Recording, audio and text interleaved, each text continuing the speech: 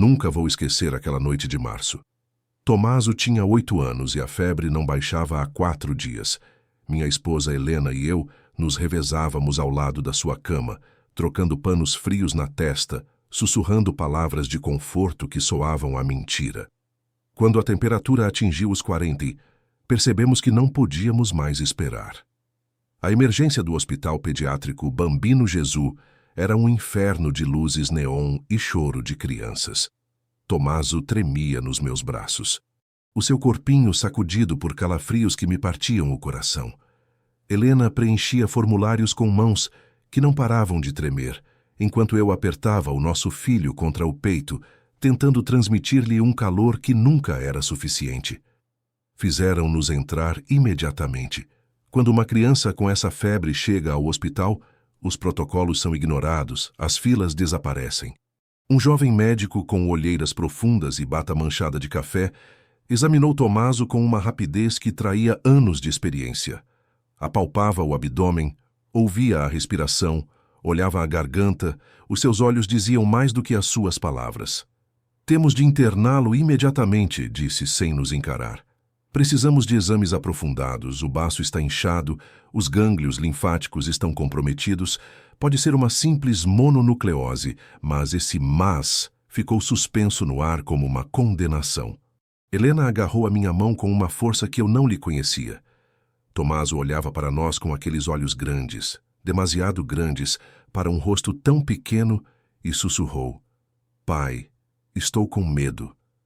"Não precisas ter medo, meu amor." Menti, beijando-lhe a testa a ferver. "Os médicos vão tratar de ti num instante. Vais ver que daqui a alguns dias voltaremos para casa para jogares com os teus videojogos." Mas não foi assim. Os dias tornaram-se semanas. O quarto 314 do setor de oncohematologia pediátrica tornou-se a nossa casa, a nossa prisão, o nosso universo inteiro.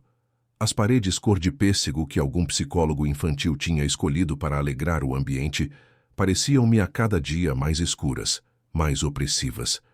Os primeiros exames chegaram como murros no estômago. Leucemia linfoblástica aguda. 4 palavras que destruíram o nosso mundo. O doutor Rinaldi, chefe do setor, tinha aquela rara capacidade de dizer as piores coisas com uma doçura que não as tornava menos terríveis, apenas mais suportáveis. "É uma forma agressiva", explicou, indicando gráficos que para mim eram hieróglifos incompreensíveis. "Mas Tomaso é jovem, forte, temos protocolos muito eficazes. A quimioterapia começará amanhã de manhã." Helena desmaiou, literalmente. Caiu na cadeira de plástico azul enquanto a enfermeira corria para lhe trazer um copo de água. Eu fiquei imóvel, incapaz de processar aquelas palavras. Quimioterapia, o meu filho, 8 anos. Como era possível? Tomaso não compreendia, ou talvez compreendesse demasiado bem, com aquela sensibilidade que as crianças têm para perceber as mentiras dos adultos. Parou de fazer perguntas, parou de sorrir, tornou-se silencioso, obediente, demasiado maduro para a sua idade. Os primeiros ciclos de quimioterapia foram devastadores. Eu via o meu filho vomitar até não ter mais nada no estômago, os seus cabelos castanhos caírem em mechas na almofada, a sua pele tornar-se de um palidez cerúlea que parecia já pertencer a outro mundo. Helena chorava às escondidas na casa de banho do hospital. Eu cerrava os dentes e tentava ser forte por nós dois. Mas à noite, quando finalmente desabávamos na cama dobrável que o hospital nos tinha concedido, eu mordia o punho para não gritar. Passaram 3 semanas. Os valores sanguíneos de Tomaso não melhoravam. O Dr. Rinaldi continuava a repetir que era normal, que era preciso paciência, que cada criança respondia de forma diferente. Mas eu via a preocupação nos seus olhos quando estudava as análises. Sentia as conversas interrompidas quando entrava no quarto dos médicos. Foi nesse período que Helena começou a rezar. Ela, que nunca tinha tido uma relação próxima com a fé, que ia à missa apenas no Natal e na Páscoa por tradição, comprou 1/3 na loja do hospital e começou a desfiá-lo durante horas, sentada ao lado da cama de Tomaso. No início, isso incomodava-me. Parecia-me uma rendição, um admitir que a medicina não bastava, que tínhamos de confiar em algo maior porque éramos impotentes. Depois, uma noite, enquanto Helena rezava em voz baixa, Tomaso abriu os olhos e disse: Mãe, estás a falar com Jesus? Sim, meu amor, estou a pedir-lhe para te fazer melhorar. Eu também quero rezar. Helena ensinou-lhe a Ave Maria. A voz de Tomaso era fraca, muitas vezes interrompida por acessos de tosse, mas ele não parou até ao fim. A partir daquela noite, todas as noites, antes de adormecer, ele recitava a oração juntamente com a sua mãe. Eu ouvia em silêncio, incapaz de me juntar a eles, mas estranhamente confortado por aquelas palavras antigas. Na quinta semana, o Dr. Rinaldi convocou uma consulta com outros especialistas. O quadro clínico de Tomaso não só não melhorava, como mostrava sinais de progressão da doença, apesar da terapia agressiva. Palavras como transplante de medula e protocolos experimentais começaram a flutuar nas conversas médicas. Temos de considerar todas as opções, disse o chefe com aquela voz que tentava ser tranquilizadora, mas traía uma preocupação crescente. O corpo de Tomaso não está a responder como esperávamos. Avaliaremos uma mudança no protocolo de quimioterapia nos próximos dias. Naquela noite, eu não dormi. Olhava fixamente para o teto do quarto do hospital, ouvindo os bips dos aparelhos que monitorizavam os parâmetros vitais do meu filho, e pela primeira vez desde que tudo começou, senti o desespero puro. Não o medo, não a angústia, mas aquela sensação de cair no vazio sem nada a que agarrar-me. Helena, como se percebesse o meu tormento, pegou a minha mão no escuro. Temos de ter fé, sussurrou. Fé em quê? Respondi com uma dureza que não queria. Os médicos já não sabem o que fazer. A químio não funciona e nós estamos aqui a vê-lo morrer. Não digas isso nunca, é a verdade. Não, a verdade é que não estamos sozinhos. Eu não percebi o que ela queria dizer, ou talvez não quisesse perceber. Virei-me para o outro lado e fingi dormir, mas as suas palavras continuaram a zumbir na minha cabeça durante horas. No dia seguinte, Helena levou uma impressão para o hospital. Era uma fotografia de um jovem com um sorriso luminoso e olhos incrivelmente vivos. Mostrou-me enquanto Tomaso dormia, sedado pelos medicamentos antináusea. É Carlo Acutis, disse. Um rapaz que morreu aos 15 anos. Ele também estava doente, leucemia fulminante, mas antes de morrer fez coisas extraordinárias. Dizem que faz milagres. Olhei para aquela foto com ceticismo. Um adolescente qualquer de camisola e calças de ganga a sorrir para a máquina fotográfica. Nada de santo, nada de especial. Helena, por favor, eu sei o que pensas, mas ouve-me. Eu li a história dele. Era um rapaz normal, adorava computadores, videojogos, tal como o Tomaso, mas tinha uma fé tão forte, tão pura. Morreu em 2006, tinha a mesma doença que o nosso filho, e agora a igreja proclamou-o beato. Há testemunhos de curas inexplicáveis. As curas inexplicáveis não existem. Existem diagnósticos errados, remissões espontâneas, casos de sorte. Luca, eu não te peço para acreditares, só te peço para não me impedires de ter esperança. Eu assenti, cansado de discutir. Helena colou aquela impressão na parede ao lado da cama de Tomaso, mesmo em frente aos seus olhos. Pensei que era inútil, talvez até cruel, mostrar a uma criança doente a imagem de outro rapaz que morreu da mesma doença. Mas não disse nada. Tomaso viu a foto quando acordou. Observou-a longamente, em silêncio. Depois perguntou: Quem é? Chama-se Carlo, respondeu Helena com uma doçura que me comoveu. Era um rapaz muito especial. Amava Jesus e agora está no céu. Eu pedi-lhe para rezar por ti. Ele também morreu desta doença. Helena hesitou. Tive medo que Tomaso se assustasse, que aquela revelação o precipitasse num desespero ainda mais profundo. Mas o meu filho tinha direito à verdade. Sim, meu amor, mas ele não teve medo. Dizia que a morte é apenas uma passagem, que o importante é viver cada dia amando a Deus. Tomaso continuou a olhar fixamente para aquela foto. Parece simpático, disse por fim. Gosto do sorriso dele. Naquela noite, começou o novo protocolo de quimioterapia mais agressivo, mais devastador. O Dr. Rinaldi tinha nos avisado. Os efeitos secundários seriam pesados, mas era a última carta que tinham para jogar antes de considerar opções ainda mais drásticas. Observei o meu filho adormecer enquanto os medicamentos entravam no seu corpo através do cateter venoso central. A sua mãozinha apertava a de Helena e no seu rosto havia uma expressão serena que eu não via há semanas. Os seus olhos, antes de se fecharem, estavam fixos na foto de Carlo Acutis. As primeiras 48 horas foram um inferno. Tommaso reagiu muito mal ao novo protocolo. Vomitava de hora a hora, delirava com a febre que tinha subido para níveis alarmantes, chorava com as dores nos ossos que o impediam de se mover. As enfermeiras entravam e saíam continuamente, verificavam os parâmetros, regulavam os soros, tentavam confortar uma criança que parecia ter perdido toda a esperança. A terceira noite foi a pior.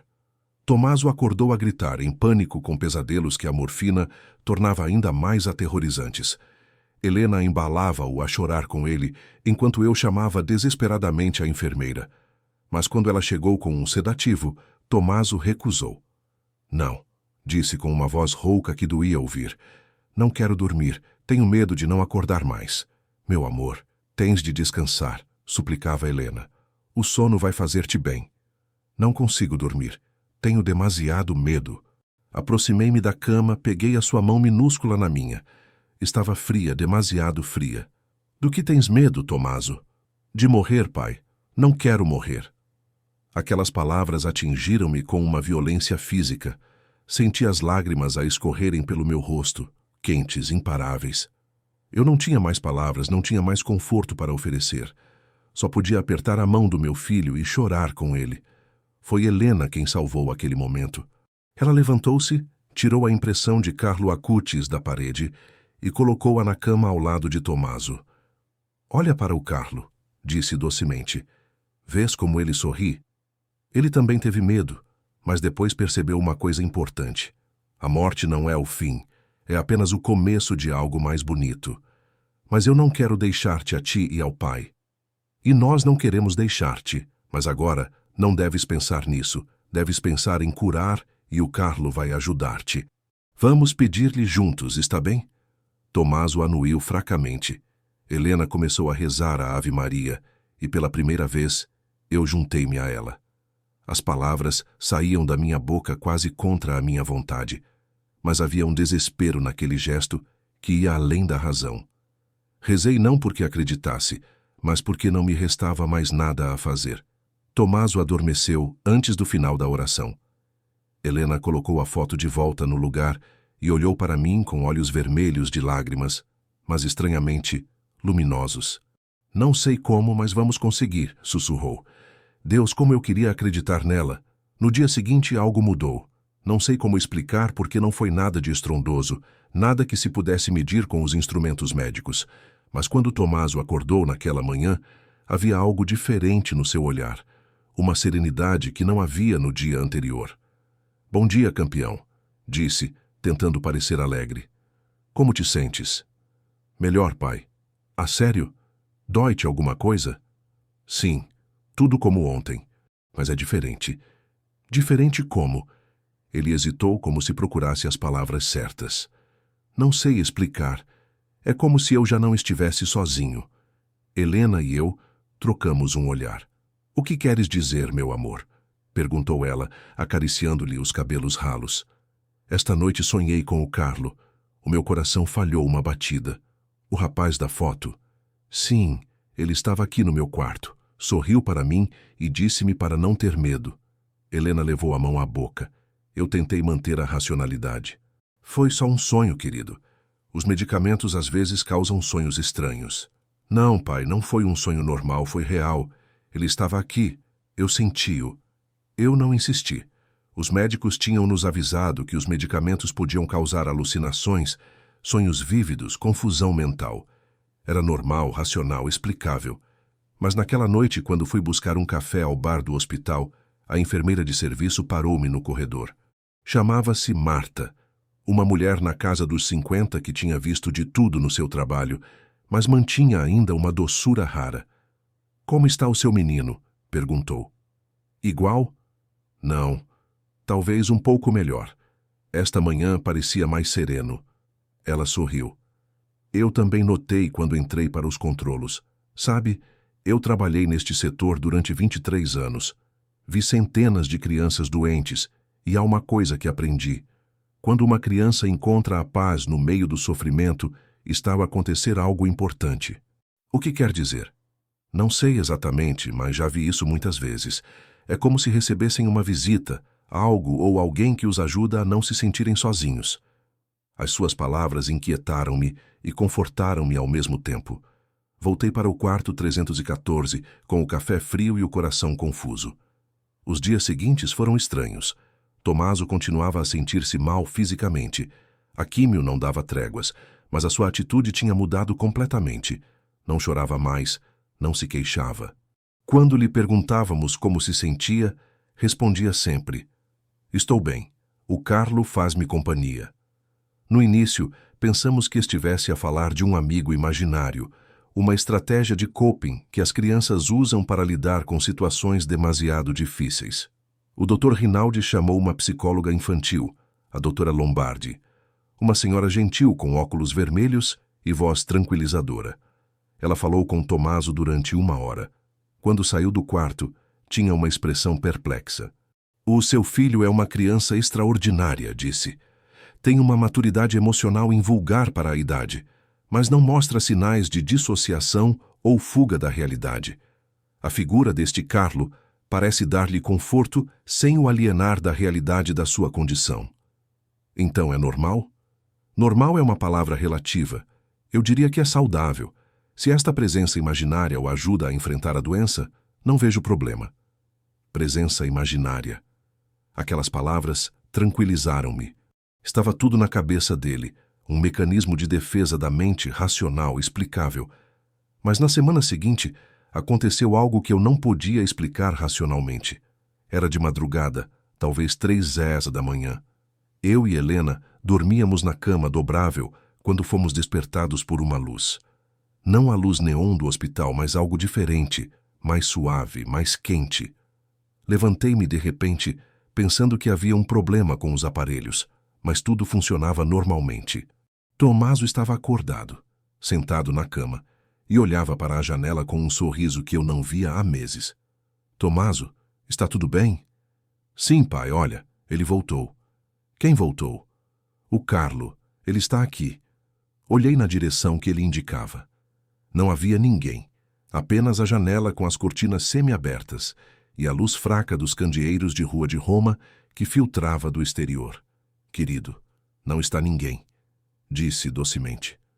"Está? Está ali, não vês?" Helena também estava acordada. Trocamos um olhar preocupado. "Amor, o que vês?" perguntou ela com a voz a tremer. "O Carlo está com a camisola azul, aquela que está na foto, e está a sorrir." "Está a dizer-te alguma coisa? O que é que ele te diz?" Tomaso ficou em silêncio por um momento, como se estivesse a ouvir. Depois, com a voz cristalina, disse: "Diz que eu não devo ter medo, que Jesus gosta de mim, que tudo vai correr bem." E a luz, aquela estranha, suave luz que eu não conseguia explicar, pareceu intensificar-se por um momento. Depois, gradualmente, desvaneceu-se. O quarto voltou à sua penumbra normal. Tomaso deitou-se, ainda a sorrir. "Posso dormir agora, pai? Já não tenho medo." Adormeceu em poucos minutos com uma expressão serena que parecia pertencer a outra criança. Eu e Helena permanecemos acordados até de manhã, incapazes de falar, de processar o que tinha acontecido. "Tu também viste?" sussurrei por fim. "A luz?" "Sim." "De onde vinha?" "Não sei, mas via e senti, não sei como explicar, uma presença, algo de bom." Eu não respondi. Estava demasiado confuso, demasiado cansado para processar, mas uma parte de mim, aquela parte que eu tinha enterrado sob camadas de racionalismo e ceticismo, começou a vacilar. Na manhã seguinte, quando o Dr. Rinaldi fez a sua ronda, encontrou Tomaso acordado e a sorrir. Verificou os parâmetros, estudou as análises da noite e franziu a testa. "Como te sentes hoje, campeão?" perguntou. "Bem, doutor, muito melhor." "Não tens náuseas?" "Não, e as dores nos ossos?" "Ainda as tenho, mas não me doem tanto como antes." O Dr. Rinaldi virou-se para nós. Ele comeu alguma coisa esta manhã? Sim, respondeu Helena espantada. Pediu bolachas. É a primeira vez em semanas que tem apetite. O médico anotou algo no prontuário. Interessante. Os valores desta noite mostram uma ligeira melhoria. Pode ser cedo para dizer, mas parece que o corpo está finalmente a começar a responder à terapia. Uma ligeira melhoria. Há semanas que esperávamos por aquelas palavras. Helena desatou a chorar. Eu senti as pernas a ceder e tive de me sentar. Tomaso olhou para nós com aqueles olhos grandes e disse simplesmente: eu disse-vos que o Carlo me ia ajudar. Os dias seguintes confirmaram aquela primeira impressão. Os valores de Tomaso continuavam a melhorar lenta, mas constantemente. O doutor Rinaldi estava cautelosamente otimista. Ainda é cedo para cantar vitória, avisou-nos, mas a resposta ao tratamento é decididamente encorajadora. Se continuar assim, poderemos considerar uma redução na intensidade da quimioterapia nas próximas semanas. Mas a coisa mais extraordinária não eram os números nas análises, era o próprio Tomaso. Apesar da quimioterapia, apesar dos medicamentos, apesar do seu corpo martirizado pela doença, o meu filho tinha reencontrado a alegria. Riu, brincou com as enfermeiras, desenhou, pediu para ver os seus desenhos animados preferidos e todas as noites antes de dormir falava com o Carlo. O que é que vocês dizem um ao outro?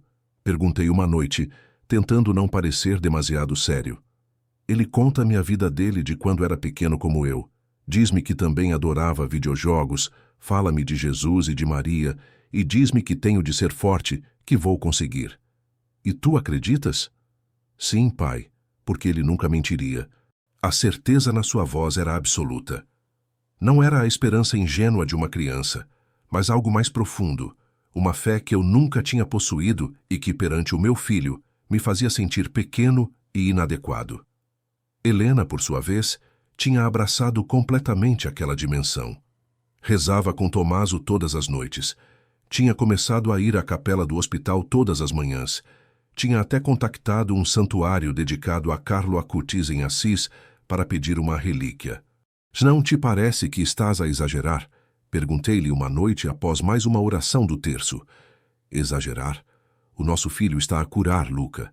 Ele está a responder à terapia. É diferente. Não, é a mesma coisa. Deus usa a medicina para curar. O Carlo está a interceder por ele. Helena, tu és uma pessoa racional. Como podes acreditar nestas coisas? Ela olhou para mim com olhos que pareciam ver através de mim. Porque eu vi a luz naquela noite. Tu a viste e porque vejo o meu filho a sorrir depois de semanas de agonia. Chama-lhe o que quiseres. Milagre, sorte, coincidência, mas eu sei o que é. Eu não consegui responder porque, no fundo, também eu tinha visto aquela luz e não conseguia explicá-la.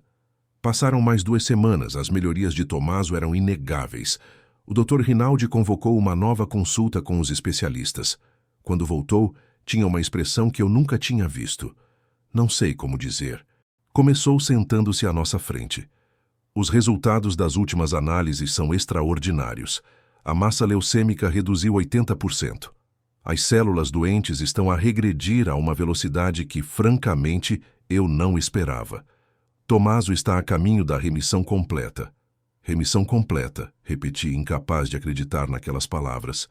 Sim, se continuar assim, daqui a algumas semanas poderemos considerar a alta. Terá de continuar a terapia de manutenção, claro, e os controlos serão frequentes. Mas ele conseguiu, o vosso filho conseguiu. Helena atirou-se para os meus braços a chorar.